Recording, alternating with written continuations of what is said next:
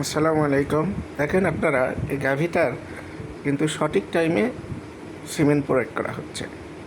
আপনারা দেখেন এই গাভীটা যখন সিমেন্ট প্রয়োগ করা হচ্ছে তখন মেসেজ করার পর মিউকাস ভাঙতেছে তারের মতো। আপনারা দেখেন এই যে তারের মতো মিউকাস দেখা যাচ্ছে, এটা কিন্তু গাভীকে সিমেন্ট দেওয়ার একটা সঠিক টাইম। আর এই মিউকাস ভাঙলে বুঝবেন যে আপনার গাভীটা অবশ্যই কনসেপ্ট করবে। এরকম টাইমে আপনারা সিমেন্ট প্রয়োগ করবেন। কখনোই আপনারা তাড়াহুড়ো করবেন না। অবশ্যই 12 ঘন্টা হিট আসার 12 ঘন্টা পরে সিমেন্ট প্রয়োগ করবেন।